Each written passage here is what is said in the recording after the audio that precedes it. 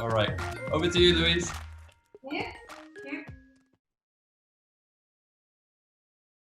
Right, so first thing I'd say is that I'm just going to show you a few exercises that help me personally. And so they might not be for everybody.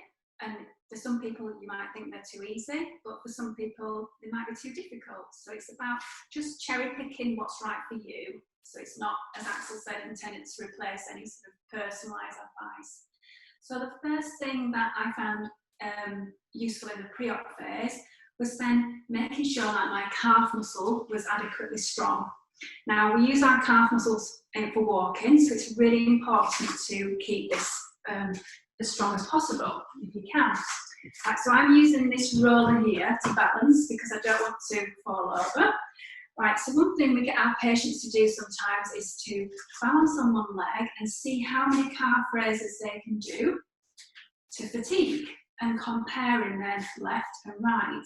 And often in hip patients, we find then the bad side is a lot weaker. So we do encourage patients, if able, to try and work on their calf strength so that they're keeping themselves balanced. Now, keeping on to calf exercises, I'm going to now show you foot pedals, which then I'll show you from sideways on, which is a bit of a balance exercise. Now, you can do this obviously holding onto a kitchen work surface. Now, what I'm doing is I'm going to peel one heel off the floor. Now, before I do that, I want to make sure that my shoulder, my hip, and my knee are all in a good alignment. Now, because of hip problems, so often, and I'm guilty of this, I ended up with my bottom sticking out like this before surgery. Now, I'm still working on it, so it's not perfect, but I ideally want to try and keep yourself as straight as possible. But don't worry if you can't do this, because it'll just be the effect of the hips having on your pelvis. Now, keeping that pelvis level and your shoulders relaxed, you're going to peel one heel up and lower, and then do the same on the other side. I'm going to show you this from the front view, so I'll just talk you through a couple of cues. So standing this way, what I'm trying to make sure I'm doing is keeping my knee and my ankle forwards, and then not twisting or tilting at the pelvis. Now, if I find that easy, I can go up onto my tiptoes and then lower like such. And this is a real balance challenge for my ankles. I'm trying to stop my feet from turning in and from my ankles turning in. And I'm trying to stop my knees from twisting in as well. So working a bit of core and pelvis, and then also into your calf muscles. So while we're in this position, an ideal position also to work on a functional exercise, single leg stance with a little knee bend. So if possible, and again you can hold on to a kitchen work surface, stand onto your leg, and you're trying to keep that knee over your foot, you're trying to stop your foot rolling in. And if you can, you're trying to squeeze your bottom on this side to stabilise, because that bottom muscle is a stability muscle that stops your leg twisting inwards. So we're trying to engage that bottom muscle and let your knee bend slightly. And you can see I'm wobbling a bit here. So I'm trying to keep my knee pointing forwards, my ankle pointing forwards, and if I'm looking down, I'm not letting my knee come over my toes. So it's only a little knee bend. And obviously you can do this on both sides. Now, one of my other favourite exercises is with the wobble board. I'll tell you why. So let's get my wobble board. So before surgery, my hip didn't move very well. I couldn't rotate it, I couldn't do breaststroke swimming, couldn't take it to the side, very limited, but I wanted to try and keep the hip muscle engaged.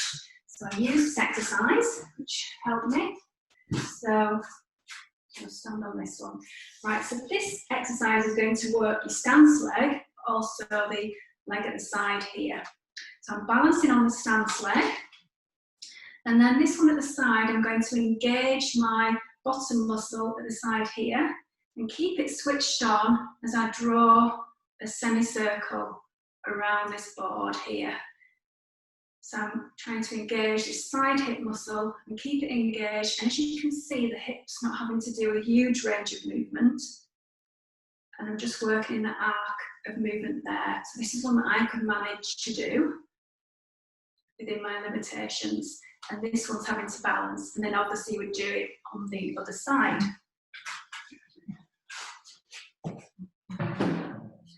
Right, the other thing that can be a problem is a stiff pelvis lumbar area.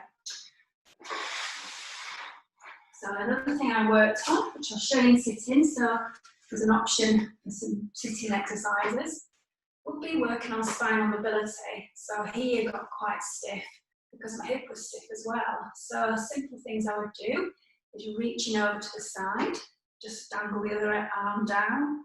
And when I got to there, I did a deep breath in, really trying to expand my rib cage. So if you think about it, pre-op, sometimes we're not able to do the cardiovascular side of things as well. And so our breathing might become a little bit more shallow. So I was trying to practice some deep breathing, but then also at the same time stretching these muscles into here, doing a side bend. And then once you've done a few of those, you can then have a go at practicing folding your arms and then turning each way. Now when you do this, if you have got any neck problems, don't turn your head too much. Just be aware that if you have got any degenerative changes in your neck and you turn your head too quickly or too far, you can feel a bit dizzy. So just be careful with what your head's doing. So because I'm sitting, my pelvis is fixed and I'm able then to rotate the spine around to try and encourage a bit of movement. I'm going to sit sideways on now to show you the next spinal movement. Right, so here, the pelvis, then tucking under, we're going to do a pelvic tilt. Now, my pelvis got quite stiff, so I couldn't tuck under very well. So this is one I had to practice. I'm just putting my hands here just to try and highlight where I'm moving, because I am quite stiff. There might not be a huge amount of movement here, so I do apologise. So I'm going to tuck under and really round and tuck under here. Now, because my pelvis was in what's called anterior tilt that way, I found that other movement going backwards really quite hard. And so this is something I had to work on post-op in particular, because pre-op I was very limited. So tucking under the best I can and then coming up. And that's just something you could do. You could do it lying down or sitting on a ball or sitting on a chair like I've done here. Right. Let's just move on to the next thing. Right, back to the foam roller. This one here. Right, so this foam roller I've got here is a soft one. You can get sort of knobbly ones. Now, for me, I think sometimes you can end up hurting yourself if you do too much. So just be aware that the knobbly ones will be a little bit more aggressive. So you might be better with a safer option going for something soft. Now, these you can get from the internet, they're quite cheap. So the muscle that got really tight in my hip was the front quads muscle here. And I used to get pain down it, but I found then if I kept up to keeping it a little bit more supple, the pain wasn't as bad. So that was helpful in the pre-op phase. So if you're able to get to the floor, then you go onto your elbows into the plank position. Now here I'm going to try and then use my abdominal muscles, which still need a little bit of work, so apologies if I'm hanging out. And keeping my back flat and straight. I'm going to rest on my elbows and then slowly roll the roller just up to the top of the thigh and then just down the thigh slowly.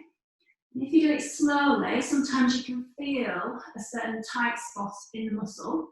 So when I did that, I would feel it about there. So I would hold it there for a few seconds and then slowly roller up and down. Now with a roller, it's probably better just to do a few seconds at first, so 5 to 10 seconds, because you want to see how you are the day after. Don't just think, well, I'll do it for a few minutes and the more I do, the more it will be better. That's not the case with exercise. You do have to be very careful about then judging your after effect the next day. So err on the side of caution, do a small amount of movement on it, but then you can build up slowly as you wish. So it might be then you get to 30 or 60 seconds, or you might just stay at 10 seconds. That might be best for you. So just make sure it's tailored to you. So while I'm then on my front, I will also then just do a little bit of a stretch on the back. So just going onto my elbows and then bringing my breastbone forwards and just arching through the upper back. Now for some people you might want to put a pillow under your tummy. You could even do this on your bed, so you don't have to be on the floor. But it's just about keeping the rest of the spine mobile, because then you don't want the rest of the body to stiffen up as well as much as you can.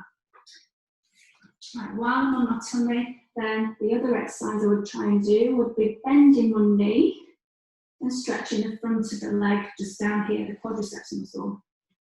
So again, you could put a pillow under your tummy if you can't lie flat. You could also do it on the bed.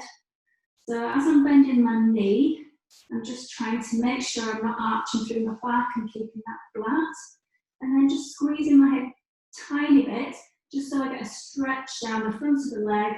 And I'm feeling like I'm lengthening down from the hip to the knee, trying to make the leg long.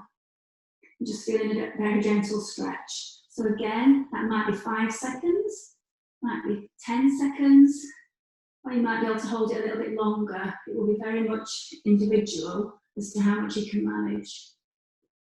And of course, you do that on the other side. Another one I would do on my tummy would be trying to make sure that I'm getting a bit of gluteal activation. So I put my hand on the bottom and then see if I could then gently tense up that bottom muscle, but without bracing the knee. So you can just see I've just put my feet in this position, so the knees slightly bent. Because sometimes people then will brace the bottom, then will brace the whole leg at the same time. So we're trying to then just see if we can relax the leg. The feet are just hooked up like that, the knees slightly bent. And I'm just thinking of this muscle a bit like a balloon inflating with air. And just gently feeling like I'm filling it with air and holding that and practicing that for about 5 to 10 seconds. And then the same on the other side. And that's just trying to just keep this muscle active and keep the brain linked into it. So now we'll move on to the back. So good old bridge is a favourite exercise, and it's also functional because it's handy to be able to lift your bottom up, obviously when you're moving up and down the bed. But some people will have problems with the bridge because, I'll just explain, when they lift up, they'll feel it really pulls in these muscles here. So for some people, it works having a ball between the knees. Some people it might be a band, but for some people, nothing at all. And it can be a modified bridge. So it might be that some people are better with the feet here, or it might be that they're better here. So you'll have to play around with what's right for you. And often the bridge is taught with your thighs in line with your hips. But again, modifications might need to be made, so you might need to have your legs a bit wider. So we're going to get in the position of comfort for you. Put your hands onto your bottom, because the key thing with the bridge is you want to make sure these bottom muscles are working. So what I'm going to do is just gently switch on these bottom muscles and then tuck my pelvis under, engage through my tummy muscles, keeping this bit as flat as I can, and keeping those muscles switched on and driving up, I'm going to lift my hips up. As I lower down, I'm going to lower it down gradually, so then this bit of my pelvis comes down first, where the tailbone is, and then gradually then with my back. And I'm going to try and keep these bottom muscles engaged throughout the lift and the lower.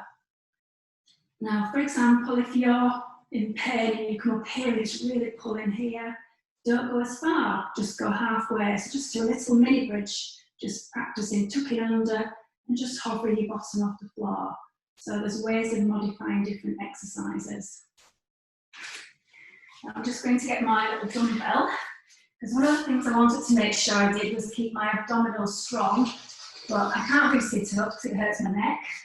And there's other things I couldn't do with my hips. So this is one that I found quite useful. So I'll show you the first stage before I use this weight. So if you look at me doing this first stage, you'll think, oh, how's that working the abdominals? So I'll just show you this. So the arm floats. This is the first stage. Right, so the reason this works the abdominals is that we need to engage through here to stop our rib cage and our spine arching up off the floor like this. We need to use the abdominals to hold that flat. So that rib cage, the circle of the rib cage, and the circle of the pelvis, and facing each other like two tunnels. So that's engaging there, so that it's keeping this bit nice and flat as you raise your arm over your head. So first you start off with single arms, and then to double. Again, keeping everything flat and straight. And if you've mastered that, then you would add the weight. So you would load it. So by loading it at the front, we add extra stimulation to the abdominals. And I'm having to really work hard in the abdominals to keep my spine flat to the floor as I'm bringing the weight over my head and then back to my stomach here. So this is a nice one that I would use pre-op. So it's keeping that abdominal strength, but without too much stress on the hip. Right, so just a couple more on my back. I need my band. Right, so safety things with bands. These stretchy bands are a safety warning that we should really use them with goggles on, because if they snapped and flipped in your eye, then you would get eye injury. So you always must check your band and be aware that maybe the use of goggles might be a good idea. So with the bands then, I put it around my foot, and then I'm going to then straighten one leg and stretch my hamstrings. So I'm getting a nice stretch on the back of my leg.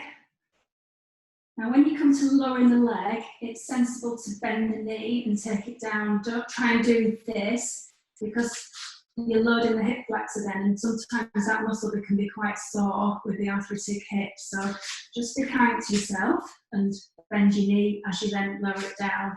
And then switch over feet, stretch your leg, and the question would be, how long do I hold that? Again, it's variable. Some people it might be 5 seconds, because that might be enough for them. And for some people it might be 30 to 60 seconds. So it's about listening to your body. Now when you've done a few of those, so still with the band, I would bend my knee and do a leg extension exercise. So I've got my band under tension, elbows into the side. Just make sure your head's in a good position as well.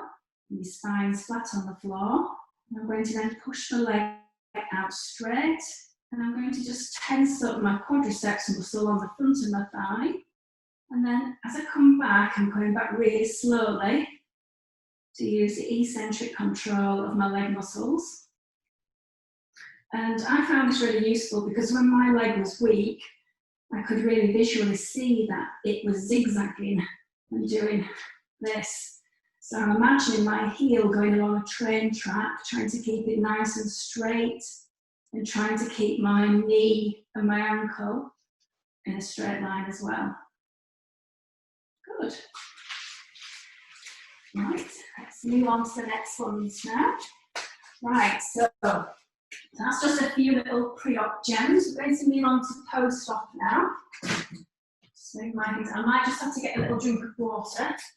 The sun's coming out now in here, so it's getting a bit warm. I feel like I'm cooking. Right, so post-op. Obviously, I've been like this for a while, and post-op, I'm still going to be a bit like that. So one thing I had to work on quite soon was then getting this pelvic tilt sorted. Now, pelvic tilt, by correcting it to that position, we need to be using our abdominals to change it, not your bottom muscle. If you squeeze your bottom to do this, how are you going to walk? You're going to walk like this. You're going if you use your abdominals to change the tilt, they can stay engaged as you walk normally.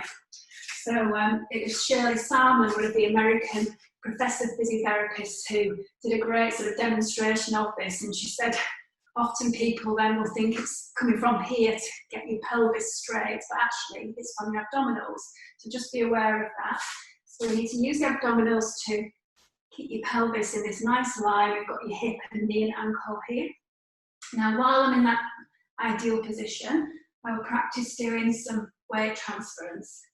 Now Helen, in the previous films, did some great exercises looking a bit more at weight transference, so I suggest that you look at those because she goes over quite a few different aspects of it. But one thing I'd just say is just make sure your pelvis is in a good position, and then you're working on then taking weight through it. So that's one of the first things to do, and use those abdominals. Now, when I was recovering, my good knee started hurting because, and I worked out, it's because I was walking, I was probably bleeding a little bit more with my good leg, which I'd had to sort of troubleshoot a little bit. So an exercise that I find quite good to do is practicing heel strikes. So we stand in our ideal position, and then you practice then striking your heel and taking your weight over that leg. And as you're doing it, you're trying to squeeze your bottom. So we'll just do that again. So I'm thinking heel strike, bottom squeeze. Strike your heel, squeeze your bottom, take your knee over your foot, and keep it switched on, push back. So what you're trying to do is think about that gluteal muscle switching on as weight goes through it. Because what it will do as you're walking, it will be sort of switching on and off, and there'll be different varying sort of activity in the muscle as you're walking. And we want that muscle to be waking up and thinking about and doing the movement and driving through to make sure that then it's doing its job. Because obviously when you've had the incision, which you see mine's there and it's just still a bit swollen, then see the muscle has a bit of trauma, so it's about re-educating that muscle. So that's one of my favourite exercises, heel strike, bottom squeeze. Now the other thing that I like to do are the hip abduction slides. Now post-op, we're given often a regime of exercises such as march on the spot, and then things like the side, doing your this and that, this and yeah, and that. Now when we do the side leg lift here, sometimes without a patient meaning to do it, they're using the waist muscles and not the bottom muscles. So what I prefer to do in my recovery is use the sliding discs. Now you don't need to buy anything, you could get some paper plates, all you need is a slippy surface. So you put your disc on the floor or your paper plate, and stand up holding on to something, and then you squeeze your bottom, and then you slide it out to the side. So you're really trying to think about that muscle doing the sideways movement, and not then this lift and the waist of the muscle doing the movement. So you're trying to be quite specific about the muscle that's doing the job. So they're quite useful. Now the next one I'm showing you, I'm worried about wobbling over, so I'm going to use this here, so I don't embarrass myself. This is one of our Pilates instructor's favourite one. It's called split stance calf raises. So split stance, because in walking, we're in that position. So we need to make sure we've got the range of movement to do this. We also need to make sure we've got the gluteal activation as your hip goes into extension. So we're in the position of walking. We're activating the glute muscle. We're going to keep it switched on, so it's not going to be floppy. And you're going to keep it switched on as you come up onto your tiptoes. And again, it's a bit like one of the earlier pre-op ones. We're trying to keep those ankles strong, facing forwards, the knees facing forward. And I've got this muscle switched on here, and I'm keeping it switched on as I lower back down. Okay, and then we'll repeat, and then we'll relax it then. Have a breather, and then again, switching it on, keeping it switched on as you're coming up onto your tiptoes. So using your calf muscles, your balance, you're having to think about that muscle engaging, supporting your hip, and then the rest of you want to have your body up nice and straight, just gentle core awareness as well, and making sure that you're thinking of safety. So you might want to hold on to a kitchen worktop as you're doing this. And at the same time as the gluteal activation, you've got some stretch down the front anterior hip muscles as well. So you do, it's one of those exercises where you do a few things, so it's a good sort of two for the price of one type of thing. So you're getting more for your time. Right, now, also in recovery, what to think about what that person does in their day-to-day life. And for me, I have to work around a treatment bed. So we're doing things like hands-on therapy, I'm doing some acupuncture, and this bed means I've got to walk in a side position. So quite early on in recovery, I had to practice doing sideways movements. So one of the things I did was practice sidestepping and turning out, just like this, because that's one thing that I've got to do in my day-to-day life. And so you need to be thinking about then, what do you need to do? Have you got children to look after? Or is there certain aspects in your job? What have you got to do? And we're trying to build those little goals into your rehab to make it specific for you, and to make sure that your hip can cope with certain movements. Now, the other thing you've got to think about our recovery is, what do we do in day-to-day life? Well, we bend down, pick things off the floor, we reach up to cupboards, we pull open doors, we get dressed standing on one leg. So there's all these functional movements, and we need to then maybe think about exercises to help with those. So one of the movements is obviously bending down to the floor. So one thing I've been practicing is, we call it a deadlift, and it's basically bending down like this.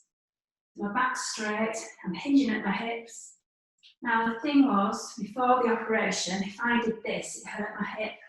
So it's quite a joy to be able to do this movement and not feel in pain. So I've now started doing some weights. So I've got, this is 3 kilograms. Now with me, I've got my feet turned out a bit because I find it more comfortable. So I'm just going to then bend to the weight and then bring it up. My back's straight, sticking my bottom out, and you can then build this exercise up, because in life we need to practice getting things up and down off the floor, and it's about building up enough power in your legs and your arms so you can do normal things in functional life.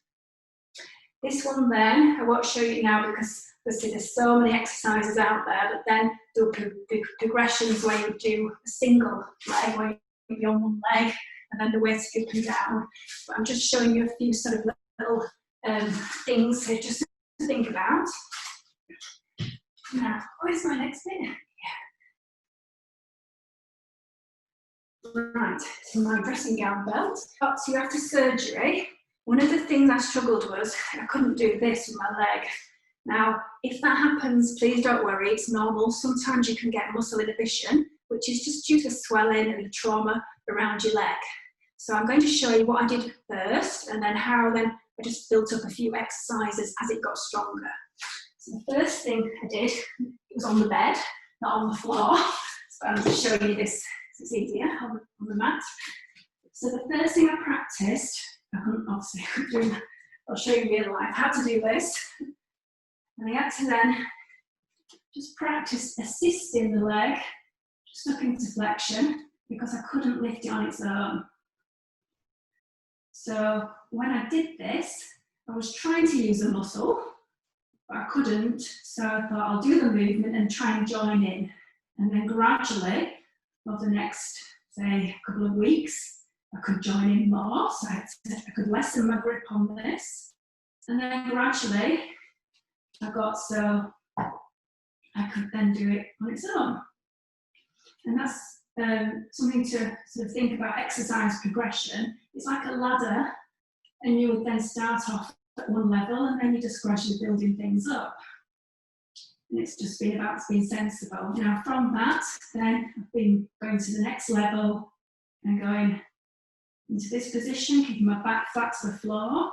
And this is called tabletop heel taps. It's a Pilates exercise. We're engaging our tummy muscles. We're just gently working the abdominals and the hip flexor. So the next bit after that, so once you've mastered that, again, it will be, oh, wrong arm, opposite arm, opposite leg. So when we're sort of starting recovery, there can be some really sort of exciting exercises that we read about and we think, oh, this looks good, you know, this one here. But really, it's about then building up to that. It's not about launching into the one that looks the most exciting. For me, it was having the band and just helping it and then gradually doing it on its own and gradually then bit by bit doing so I could do a higher level. So just think of it as an exercise ladder and being sensible. Right, let's just have a think about, oh yeah, what I was going to show you next. The next thing, we've got to think, see over back all the different muscles around the hip. We've got the adductors that come in here, which move the leg inwards. And obviously, one of the things that you'll be told about a hip replacement is then the adduction, crossing your leg, this is my good one, across your body isn't a great thing to do because it could put a lot of stress on the hip. But how do we strengthen up these muscles here if we can't do that? So there's different ways. We could use a ball between our legs, or this is called a magic circle. So I'm going to just show you a little bit with my magic circle. So again on my back, or you can sit down with this, just put it between your legs, it keeps them wide, so it's not, you're not doing any midline crossing. And then I'm just gradually just going to squeeze it together. So I'm not crossing midline, but I'm just using some of my adductors here. So there are ways that you can get to different muscles, but still stay within safe parameters. You can have a big ball. Okay, right. Now into full kneeling. So if you're allowed to kneel or can kneel with your knees, now this is a great position just so you can do a few things in this position. So first of all, you can do your one-eye rubber shaft, tuck it under. The cat exercise, and then the other way, which I'm quite good at, so that's the way that my hip wants it to go. But this way, pushing up and really stretching this lower back here. And now, what I would do after doing a few of those is keep my back nice and flat and straight, and practice rocking backwards. And this is just to then get some very gentle hip flexion. And we're just then trying to encourage a bit of movement in that hip. And we're just trying to keep your back nice and straight when you do that, try not to tuck under too much. And it's also great when you've got this position, you've got your arms in this position, you're having to take weight through and support, so you're having to do a bit of trunk control as well. Or if you're able to, in this position, slide one leg out behind you. That's the first step. You might just want to just do slides. If you can manage the next step, that would be sliding and lifting. And then coming back down and back. And then you might have seen, obviously, the next step from there would be your opposite arm and opposite leg. Try not to fall over, which is a bit more challenging. So you're trying to keep your back flat and straight. I sometimes put a book on my back so I can feel if it's straight. And then coming back and then doing the other side. So great exercise for the trunk control. Also you've got arm and leg control as well, and your hip extension as well. Now while in this position, if your knees allow it, the hip flexor stretch is great. Now Helen's shown an alternative using a chair, which is great. So there's a few options out there. So this one I like to do because I can practice then tucking my bottom under a bit, trying to lengthen the front of my hip here, which is tight, and then use it as a functional way of getting up from the floor. I'll push down on the other leg, tuck my front foot under, and then come up. And I can practice that as an exercise because I want to, when I go out and about, to go for a picnic, I want to be able to get off the floor by myself without my husband hauling me up. Now, so I'm good on that side, but I'll just show you in reality, because obviously this is real life. On my other side, let's just see, I don't know if I can do it. I've got to work on this. So, oh, it's getting better. This one, yeah, it's harder for me. So I'm trying to my goal is to do this on both sides. And I'm working in that range just to try and strengthen up the muscles to be able to push up into standing. So that's just a bit of a functional challenge for me. I'm glad I didn't fall over. Okay, Axel, that's my little regime of things. Obviously, there's lots of exercises out there. And so I can't obviously show you them all. I'd be exhausted. That's great, Louise. Thank you so much. That's fantastic. Tips there and things that I found helpful. Yeah. They might not be applicable to everybody. No. That's again, you know, we can't stress that enough, that these aren't, you know, prescribed exercises for an individual, but it's a really good overview of what you find helpful at the different stages, and some general pointers, and perhaps things that you watching, you out there who are in this situation of being either, you know, getting ready for hip replacement surgery or in the early stages of recovery. This is the sort of thing that you could maybe ask your physiotherapist about, or even contact Louise and her colleagues at PhysioCure. And those details will be, as we said, below this video.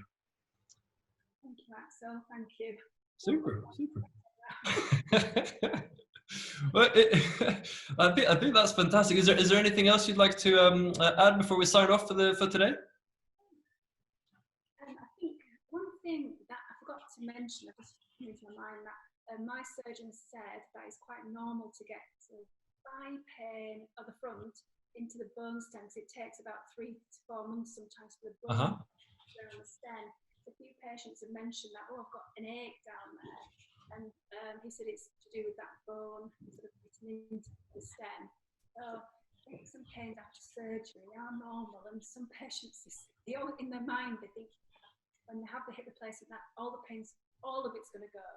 And being realistic that there might be some pains. It probably will be. You could see my pelvis and having to work on it changing, and muscles are going to have to strengthen and stretch. The bone's going to knit into the prosthesis. There's lots of things that go on. So it's being realistic that pain will be different, but there might be some things that go on in recovery. Yeah. No, absolutely. Down. I'm just thinking. The body getting used to things. Yeah. No, so I think, and I think again, you've raised some really good points there about, you know, with the exercises, always err on the side of caution. Don't compare yourself too closely to others. You know, be ready that things might be a bit different from expected. And when you're uncertain, or if you have questions, contact your surgeon or your clinical team, or your physiotherapist to be guided about what to do at each stage. Fantastic. Thank you so much, Louise. That's been a wonderful session. And to everyone out there watching, keep up the good work, stay safe, and join us soon for the next video. Bye-bye now. Take care.